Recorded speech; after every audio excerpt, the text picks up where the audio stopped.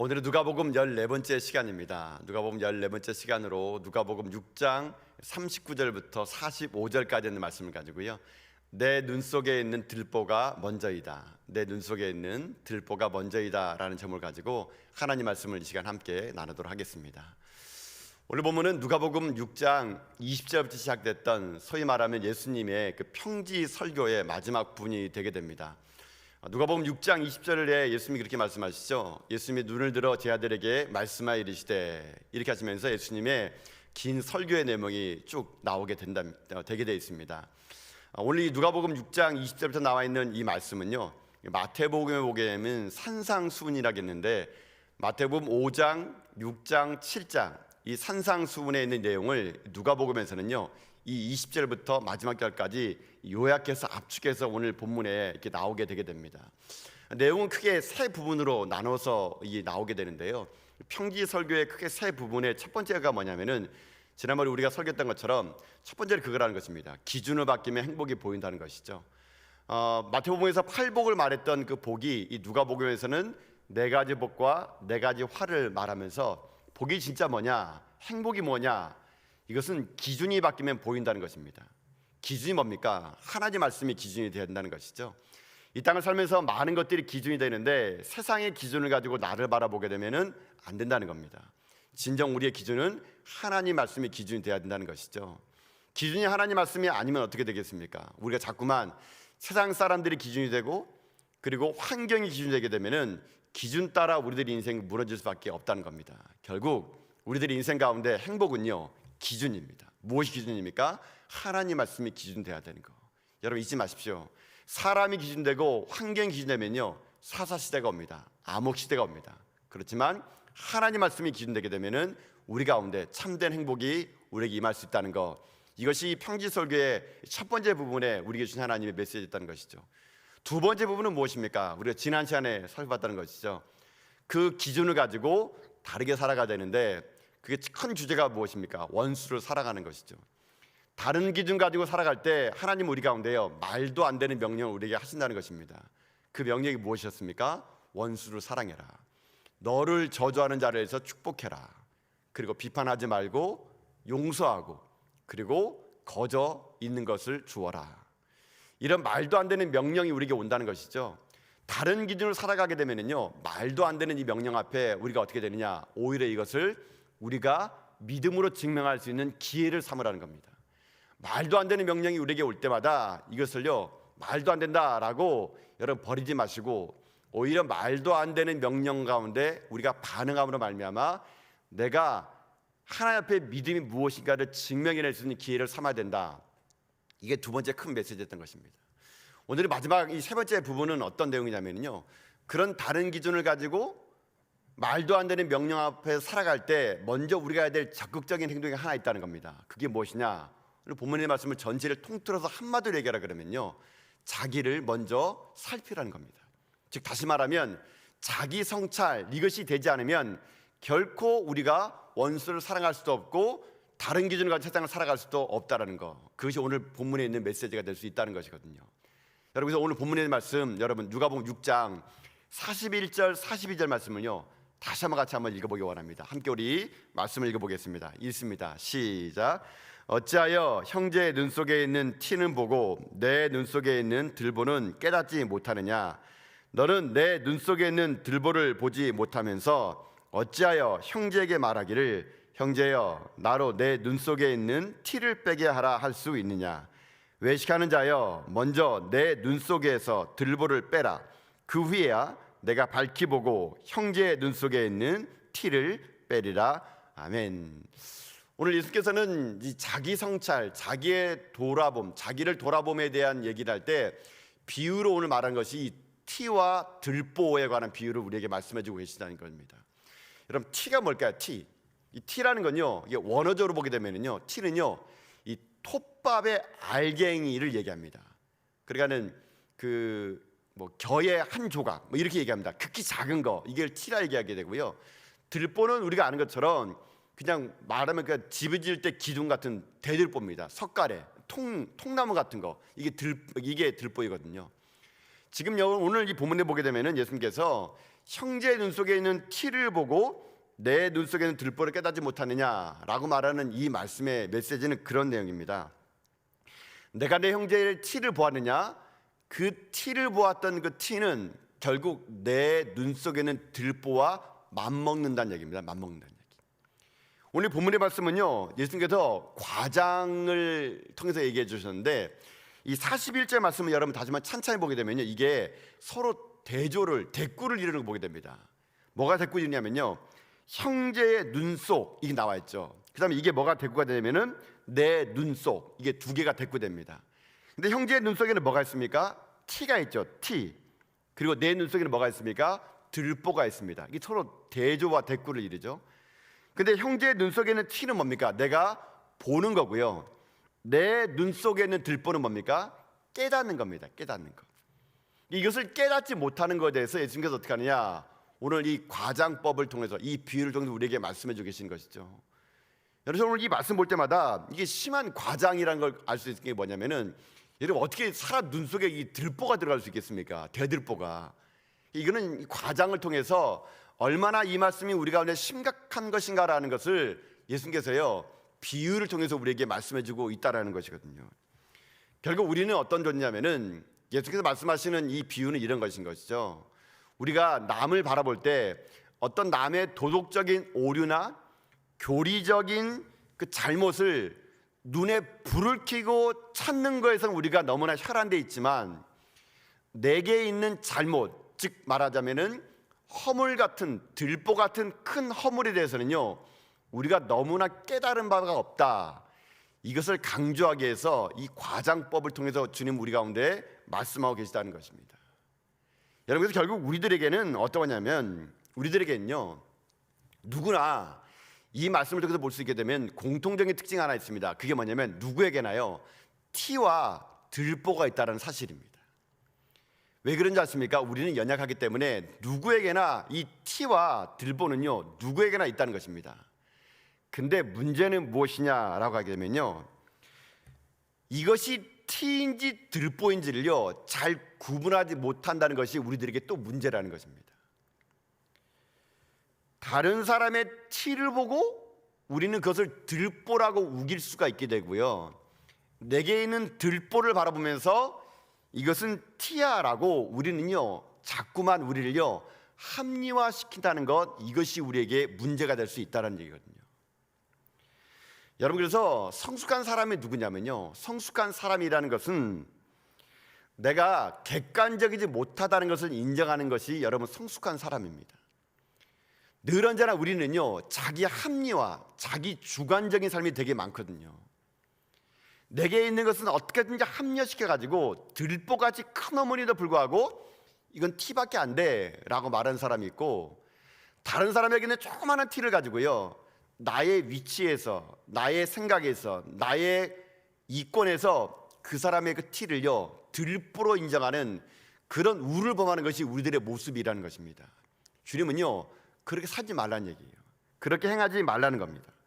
진정한 겸손함이란 내게 있는 들보를 먼저 볼 줄 아는 것, 이것이 진정한 겸손이 될 수 있다라는 것을 주님께서는 말씀해 주고 있다는 것입니다. 그렇다면 우리들의 인생의 삶에서 늘 언제나 우리처럼 합리화 좋아하고 자기 주관적으로 남을 바라보면서 남 눈에 있는 것은 조그마한 티도 들보라고 막 우리는 비판하고 비난하기 좋아하고, 내게 있는 들보 같은 것은 내 주관적인 관점에서 티와 불과하다고 말하는 이런 합리성 속에서 오늘 우리들의 삶은 어떤 인생을 살아가야 될까요? 진정 우리가 이 땅의 삶을 살아갈 때 이런 티와 들보의 비유를 통해서 하나님이 우리 가운데 오늘 우리에게 요구하시는 것이 무엇일까요? 오늘 저는 이 본문에 있는 말씀을 통해서 우리가요 한 두 가지 정도의 메시지를 함께 이 시간 나눠보기를 원합니다. 그래서 첫 번째로 이 티와 들보를 통해서 하나님 우리에게 주시는 메시지, 우리에게 요구하는 게 뭐냐면요, 우리는요 비판하는 자가 아니라 보완하는 자가 돼야 된다는 것입니다. 비판하는 자가 아니라 보완하는 자가 돼야 된다는 얘기죠. 여러분, 비판을 한다는 것은 눈에 보인다는 거거든요. 근데 여러분, 어떤 사람은 이렇게 제가 볼 때는요 이 비판을 좀 잘하는 분이 계세요. 그러니까 남의 허물을요 잘 발견하는 분이 계세요. 그게 뭐 은사인 것 같아요. 어떤 분은요 너무 잘 발견합니다. 우리가 못 보는 거 발견한 분이 계세요. 근데 이게 성령님이 임하시면은요, 남의 허물 그 사람이 말 안 하더라도요, 우리 다 압니다, 여러분. 여러분 그냥 여러분 옆에 있는 사람 보더라도 얼마나 여러분 허물이 많아요, 그렇죠? 비판할 거 막 투석입니다. 선물 종합 세트 선물로 막 보여요, 4개요. 근데 그렇게 보일 때 누구나 그게 보일 수 있어요. 그렇지만 그렇게 보일 때 내가 어떻게 반응하느냐가 이게 중요하다는 얘기입니다. 다 보여요. 그렇지만 내가 어떻게 반응하느냐가 이게 중요하다는 얘기입니다. 그것을 비판하느냐 보완하느냐 보는 내 안의 반응이 중요하다는 얘기죠. 성경의 예를 들어서 한번 이걸 얘기해 볼게요. 여러분 창세기 9장에 보게 되면은 노아가 방주에서 나와가지고 어떻게 합니까? 이 포도를 심습니다. 포도를 심어가지고 그 포도를 심어가지고 포도들을 마시는 나머지 너무 많이 마셔가지고 장막에서 취할 정도로 마셔가지고 옷을 벗고 눕게 됩니다. 그때 이 노아의 아들 셈과 함과 야벳이라고 세 아들이 있었는데, 함이요 아버지가 포도들을 마시고 장막에서 벌거벗고 누운 걸 보고 어떻게 반응하냐면요, 달려가 가지고 막 떠버립니다. 자기 형과 동생에게 아버지가 지금 술 취해가지고 포도주를 마셔가지고 장막에서 벗고 지금 누워있다고 막 떠버리고 다닙니다. 이게 함의 반응이었어요. 근데 함의 반응을 듣고 난 그 형인 셈과 야벳은요 어떻게 하는지 아십니까? 그 이야기를 듣고 아버지의 하체를 보지 않으려고요, 이 이불을요 뒷걸음질 쳐가면서 하체를 가렸다고 이렇게 성경 기록되어 있거든요. 똑같게 노아의 술 취한 것을 본 반응 앞에 함은 어떻게 합니까? 쉽게 말하면 비판했다는 거죠. 그러나 함과 야벳은 어떻게 했습니까? 보완했다는 겁니다. 보완했다는 것. 여러분 이것이 바로 오늘 이 티와 들보에 통해서 주시는 하나님의 메시지가 될 수 있다는 얘기거든요. 우리 이 땅을 삶을 살아갈 때 우리들은요, 남 실수한 거, 남의 허물, 남의 약점, 남의 티, 여러분 잘 보입니다. 그러나 그걸 봤을 때 여러분 우리들이 할 일은 무엇이냐면 그것을 비판하거나 떠벌리거나 광고가 다니는 것이 아니고요, 그래서 어떻게 하느냐, 우리가 덮어주는 것입니다. 덮어주는 거, 우리가 보완하는 거예요. 하나님이 우리에게 상대방에 보이는 약점을, 허물을 보여주는 이유는 그것을 떠버리라고 비판하라고 하는 것이 아니라 보완하라고 우리에게 보여주고 있다는 것이거든요.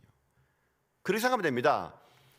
봤는데 이것이 부족합니다. 헛되어 보입니다. 여기 구멍이 있네. 이 구멍이 있다고 떠드는 게 아니라 내가 그 구멍을 메꾸는 겁니다. 메꾸는 거. 이 부족함을 보았다면 내가 그것을 메꾸는 겁니다. 이게 바로 우리가요 해야 될 일이라는 것이죠. 여러분 어떤 사람은 보면은요 유독 그런 걸 잘 보는 사람이 있어요. 잘 이렇게 보는 사람이 있어요.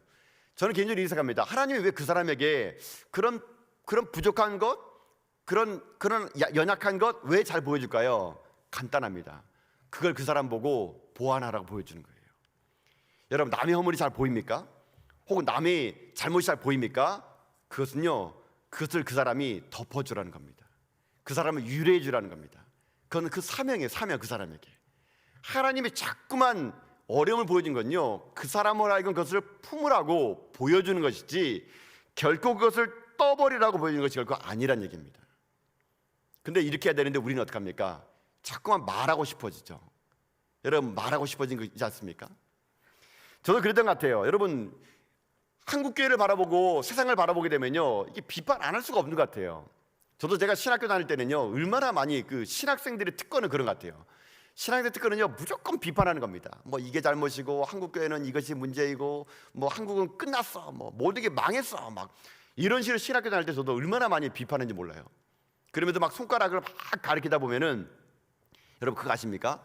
상대방에게 한 손가락 가리키면요 나머지 모든 네 손가락은요 나를 가리켜요. 나를 가리켜요. 나를 가리킵니다. 여러분 뭐 실제로 여러분들 다 아시겠지만 한국교회 여러분 목회자들이 얼마나 여러분 안 좋은 모습을 여러분 많이 보였습니까? 그렇죠? 여러 가지 많은 이 재정의 문제 혹은 뭐 성 스캔들 또 뭡니까 이 세습 같은 거 이런 거 모습을 얼마나 많이 여러분 그 안 좋은 모습을 여러분 목회자들을 통해서 여러분 세상에 드러나게 됩니까? 민낯이 드러나게 됩니까? 여러분 어떤 때는요 저도 그거 보면서요 막 신랄하게 비판합니다. 아니 어떻게 이분이 이럴 수 있을까? 아니 어떻게 이분이 이럴 수 있을까? 야 이분이 이러고도 목사인가? 제가 정말로요 얘기하고 나면은요 제가 그렇게 얘기하고 나면은 여러분 하나님이 제게 무슨 마음 준지 아십니까? 제게 이런 마음인 것 같아요. 다음은 너야, 너. 그 다음에 너 이름이 나올 차례야. 까불지 마. 제가 막 어떨 때는요, 비판하고 어떤 목사님에 대해서 그럴 수 있냐 저럴 수 있냐 막 비판할 때 제 기준 하나 마음은요, 다음은 너라는 거예요. 다음은 너. 그런 마음을 들 때마다요, 그분의 잘못이 보이고 그분의 아픔이 보이고 그분의 실수가 보일 때마다 그 다음은 내 차례구나.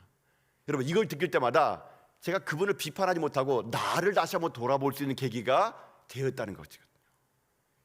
교회만 그러겠습니까? 가정도 마찬가지겠죠. 가정을 바라보게 되면 여러분, 얼마나 많은 것이 비판이 많습니까? 얼마나 부족한 게 많습니까? 가서 이게 그 신방 가서 물어보게 되면은 마치 준비된 것처럼 남편의 비리를 다 얘기해요. 그러니까 우리 남편은 이게 문제예요, 저게 문제예요. 그럼 제가 남편을 만나보면서 물어보면은요, 마치 준비된 것처럼 우리 아내는 이게 문제야. 교회마다, 아니 가정마다 다 재판장. 모든 사람이 재판장인 것 같아요. 그러면 또 자녀를 물어보면 또 우리 아빠는 이게 문제예요, 우리 엄마는 이게 문제예요. 모든 사람이 지금 보면은요, 다 재판장이 돼가지고요, 다 비난합니다. 그 부족한 것을 내가 채우겠다고 말하는 사람이 별로 없는 것 같아요. 여러분, 우리가 하나 앞에 가져야 될 태도가 뭐냐면요, 우리에게 문제는요, 문제가 아니고요, 그것은 우리의 기도 제목이 돼야 된다는 것이죠. 문제가 있습니다. 그러나 문제를 보지 않고 기도 제목으로 본다는 것은 무엇입니까? 그것을 가지고 내가 기도하겠다는 거예요. 내가 품겠다는 겁니다. 내가 보완하겠다는 겁니다. 이게 바로 우리 가운데 회복돼야 될 하나님의 메시지가 된다는 것이거든요. 교회든 가정이든 사회든 우리는요, 지금 다 문제가 있습니다. 그러나 그 문제를요, 비판하고 떠버리고 이래도 되겠느냐 저래도 되겠느냐 말하는 것이 아니라 내가 보완이 돼야 되는 겁니다. 예를 들면은 이런 것도 있겠죠. 우리 교회는 기도가 없어요. 우리 교회는 예배의 영성이 없어요. 우리 교회는 뭐가 없어요. 여러분, 이렇게 말하지 마시고요, 이렇게 얘기하는 겁니다. 우리 교회가 기도가 부족해서 하나님, 내가 우리 기도의 불씨가 되게 하여 주시옵소서, 이렇게 말하는 것이 보완이에요. 보완. 우리 교회 사랑이 없어요. 왜 우리 교회는 사랑이 없어요? 말하는 게 아니고요, 주여 우리 교회는 사랑이 부족하니 나를 사랑의 원자탄 삼아 주시옵소서, 이렇게 말하는 것이 내가 먼저 나를 바라보는 자아성찰일 수 있다는 얘기거든요. 누구나 다 쉽게 말할 수 있습니다. 그러나 우리는요, 비판하는 자들이 아닙니다. 그래서 들추는 자가 아닙니다. 우리는 보완하는 자들이에요. 다른 말로 하면 우리가 대안입니다. 우리가 대안. 세상을 향해서 썩었다 말하지 마시고요, 우리가 대안이 돼야 됩니다. 우리 교회가 세상에 다시 한번 희망이 되는 교회, 다시 한번 세상 가운데 세상을 가슴 뛰게 할 교회가 된다면 세상은요, 다시 한번 교회를 주목하게 될 것이고, 다시 한번 세상은요, 예수 그리스도의 복음에 대해 귀를 기울이는 그런 세상이 된다는 것은 저는 우리들이 통하여 먼저 그것이 된다고 저는 확신합니다. 여러분, 잘 보십시오. 이제 아마 우리 교회가 새롭게 이제 2020년부터는 기존에 여러분 이제 그 사역 체제로 위원회 체계에서 이제 본부 체제로 바뀝니다. 여러 가지 바뀌는 부분이 또 원래는 있을 거예요. 그럴 때마다 여러분, 새로운 것이 됐기 때문에 불편한 게 있을 것이고요, 때는 익숙하지 않기 때문에 어려웠을 것입니다. 그럴 때마다 왜 이걸 바꿔가지고 힘들게 하느냐, 왜 우리는 이거 왜 맨날 바뀌느냐, 이렇게 말하는 것이 아니라 바뀌어서 부족하니 내가 그 부분에 보완자가 되어주겠다고, 바뀌어서 부족하니 내가 그 부분에 내가 먼저 달려가서 그 문제를 내가 끌어안겠다고, 이렇게 말할 때 우리 가운데요, 하나님께서 오늘 주시는 메시지가 우리의 삶 가운데 회복될 수 있다는 것입니다. 사랑하는 성도 여러분, 우리는요, 비판 세력이 아닙니다. 가정이든 사회든 국가든 어느 것을 보든지 간에 비판은 누구나 할 수 있습니다. 그렇지만 우리는 비판하는 자들이 아니라 상대방에 있는 티를 보고 그 왜 너 눈에는 티가 있냐고 말하는 것이 아니라 내게 혹시나 그런 들보가 있는 건 아닌지 다시 한번 나를 돌아봐 가지고요, 이 세상을 비판으로 바꾸는 자가 아니라 내가 대안이 되고 내가 그것을 보완하는 자가 돼가지고 여러분, 이 세상을요, 하나님의 거룩한 나라를 만들어가는 데 쓰임받는 여러분 다 될 수 있기를 여러분 주님의 이름으로 축복합니다. 두 번째는 뭐냐면요, 그런가 하면 두 번째는 우리가 첫 번째는 비판이 아니라 보완을 해야 된다 그랬습니다. 두 번째는 뭐냐면요, 세상을 변화시키고 사람을 변화시키는 것은 비판이 아니라 그것은요, 나 자신의 변화부터 시작된다는 겁니다. 나 자신의 변화로부터 세상을 변화시키고 사람을 바꿔낼 수 있다는 얘기입니다. 여러분, 주님은 지금 말씀하십니다. 어찌하여 형제 눈 속에 있는 티를 보고 내 눈 속에 있는 들보를 보지 못하냐고. 그러면서 주님 하는 말씀이 먼저 내 눈 속에 있는 들보를 빼래요. 그래야지만이 형제의 눈 속에 있는 티를 뺄 수 있다는 겁니다. 결국 무엇입니까? 세상에 티가 보이고 세상에 허물이 보이는 거, 그걸 먼저 빼는 게 아니고요, 오늘 주님 말씀하신 것처럼 내 눈 속에 있는 들보를 빼는 게 먼저라는 겁니다. 내 자신이 변화됨을 통해 가지고요, 상대방이 티가 있는 허물이 있는 자가 바뀔 수 있다. 이것이 바로 오늘 우리에게 주는 두 번째 메시지가 될 수 있다는 것입니다. 여러분, 그래서 우리는요 이렇게 해야 되겠습니다. 남에게 적용하는 날카로운 기준과 남에게 적용하는 그 잣대를요 나에게 엄격하게 대해야 될 줄 알고요, 나에게 대하는 너그러운 마음과 포용력은요 상대방에 대해서 너그럽게 대할 줄 아는 그런 마음이 돼야 됩니다. 결국 나에 대해서는 엄격하고 상대방에서는 너그러울 때, 그때 어떻게 되느냐, 상대방의 눈에 있는 티를요 제거할 수 있게 되는 거죠. 결국 모든 것의 변화는요 나로부터 시작돼야 된다. 그것을 우리는 잊어서는 안 되는 것이죠. 남의 것을 티로, 나의 것을 들보로 여기는 방법, 이것은요 자신의 잘못을 눈에 뜬 들보처럼 느끼는 마음이 있을 때만이 가능하다는 것입니다. 예수님이 우리에게 요구하시는 마음이 그거라는 것입니다. 같은 죄, 같은 실수를 하더라도 남의 것을요, 남의 사람을요 이해해주고 용서해주고 동정해주고 불쌍해주고, 오죽했으면 그렇게 했을까라는 마음을 가지고 그를 바라보라는 것, 이것이 중요하다는 것입니다. 여러분, 결국 세상을 변화시키는 것은요 비판으로 되지 않습니다. 여러분, 세상을 변화시키는 것은, 사람을 변화시키는 것은 지적해서 되는 것이 결코 아니라는 것이죠. 여러분, 그래서 우리들이 할 일은 무엇이냐면, 자꾸만 이 땅의 삶을 살아갈 때 진짜 변화는요 나로부터 시작돼 가지고 세상에 흘러갈 때, 그때 그 변화를 통해 세상은 달라지게 될 수 있다는 것입니다. 여러분부터 하십시오. 예배가 흔들립니까? 기도가 없다고 얘기하십니까? 우리에게는 구제와 선교가 전교가 없다고 얘기하십니까? 그건 여러분부터 해야 되는 겁니다. 나로부터 시작될 때 우리 주변에 있는 모든 부조리함과 어긋난 것과 바로잡지 못했던 것들은 변화될 수 있다는 것, 여러분, 그것이 바로 우리들이 하나님께 주시는 두 번째 메시지가 될 수 있다는 것이죠. 여러분, 그래서 변화는 나입니다. 남편 변화시키려 하지 마시고요, 아내 변화시키려 하지 마시고요, 자녀 변화시키려 하지 마시고요, 나로부터 변화시켜서 이 변화를 통해서 상대방도 변화될 수 있도록 여러분이 그렇게 해나갈 때 오늘 주님의 메시지는 우리 가운데 또 다른 힘이 될 수 있다는 것입니다. 제가 오늘 본문에 있는 말씀 보면서 자꾸 이게 티를 한번 생각해봤어요. 티를. 이 어렸을 때는 지금은 제가 잘 모르는 것 같은데, 어렸을 때는요 왜 눈에 이런 그 티가 잘 들어가는지 몰라요. 이게 공기가 깨끗해서인지 몰라도, 저도 어렸을 때 이게 놀다 보게 되면 눈에 자꾸 이물질이 들어가요. 그럴 때마다 여러분 어떻게 여러분 빼냈습니까? 저는 어렸을 때 눈에 막 뭐 들어가면은 제 아버지가 손 비비지 말라 그래요. 그러니까 막 저를 불러요. 그리고 여러분 어떻게 했냐면은 눈을 막 이만큼 막 벌립니다. 그리고 어떻게 합니까? 막 바람을요 훅 막 불어요. 나중에 알고 봤더니 이건 정말 안 좋은 거라 하더라고요. 그때는 항상 그랬던 것 같아요. 그래서 막 제 아버지가 막 제 눈을 막 까발려가지고 그냥 바람 훅 불어가지고 하는데, 그럴 때 그렇게 해도 이게 티가 안 빠질 때가 있어요. 그럼 뭐 가서 막 세수하고 해도 안 빠질 때가 있어요. 그러면 제가 어떻게 하느냐, 하도 안 빠지니까 아프니까 그냥 막 울어요. 막 너무 아프다고 막 울고 나면은, 한참 울고 나면은 눈이 어떻게 되냐면요 안 아픈 거예요. 알고 봤더니 이 눈 속에 있는 티가 눈물과 함께 흘려내려져 가지고 나중에는요 눈이 안 아프더라고요. 제가 오늘 본문의 말씀을 보면서 그런 느낌을 들어봤어요. 제가 유년 시절에 제 눈에 티가 들어갔을 때 어떻게 뺐냐, 아버지가 막 입김에 바람 불고 막 물로 씻고 해도 안 됐는데 내 눈에 눈물이 흐르니까 티가 빠지는 거였어요. 여러분, 제가 이 오늘 본문을 보면서 그런 생각이 들었던 것 같아요. 여러분, 상대방이 티가 보이잖아요. 지적했다고 바뀌지 않습니다. 여러분, 상대방이 허물 보이잖아요.